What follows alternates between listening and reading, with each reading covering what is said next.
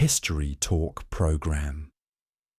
Hello everyone, welcome to the History Talk Program, a show dedicated to history broadcast at 9 p.m. every Saturday night on Mr. Hung's channel.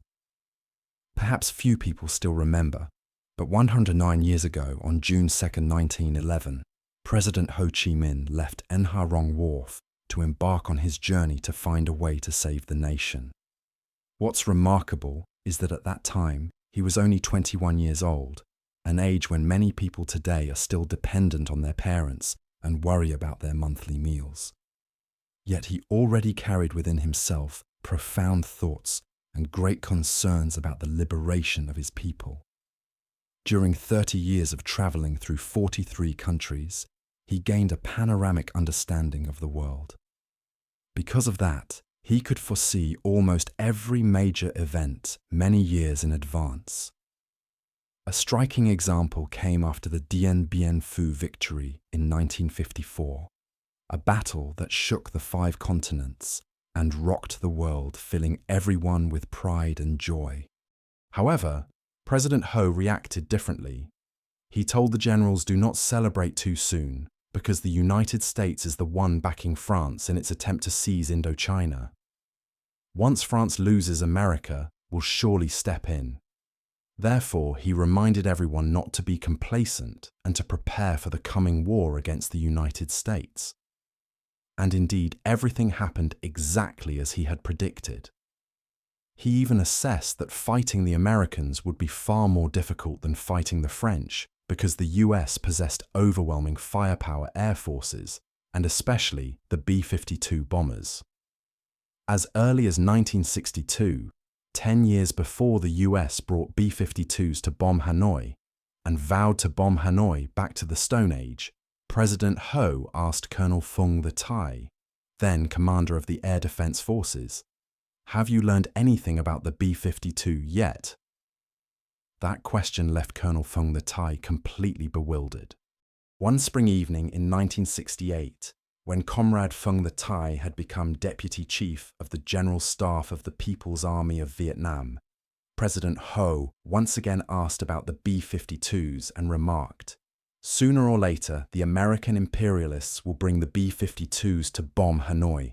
They will only admit defeat when they are defeated in the skies over Hanoi." Before signing the armistice in Korea, the US had its Air Force destroy Pyongyang.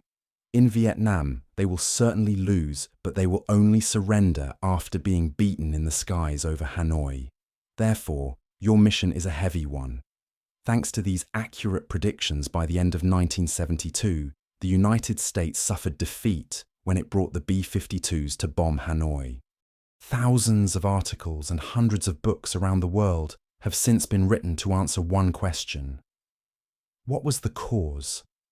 What was the power that allowed a country with such limited economic and military strength, equipped only with anti-aircraft guns, MiG-21s and SAM-2 missiles, to shoot down dozens of B-52 bombers, the pride of American industry? That question may be difficult for the world to answer, but for every Vietnamese person, it is simple. That victory came from the brilliant mind and visionary foresight of President Ho Chi Minh. Moreover, on the occasion of the 15th National Day anniversary, September 2nd, 1960, in his celebratory speech, President Ho said, "If our entire people unite, stand firm and persist in struggle, then at the latest within 15 years, our country will surely be reunified and the North and South will be one nation again." Notably, he circled the phrase "at the latest within 15 years, but did not cross it out, nor did he read that part aloud. He did this because he wanted the whole party and people to struggle together for reunification, not to sit and wait for victory. And indeed, 15 years later, in the spring of 1975, with the great victory of the historic Ho Chi Minh campaign, our country was reunified. The North and South became one exactly as President Ho's prophetic words had foretold. Perhaps it is thanks to this extraordinary gift of foresight that Dr. Lê Tam Duong once said in a lecture, "According to the laws of probability, It would take 1,000 years to find another person like President Ho Chi Minh. Today's History Talk program will pause here. Thank you all for your attention and support. Please hit like and subscribe so that my channel can soon reach 1 million subscribers.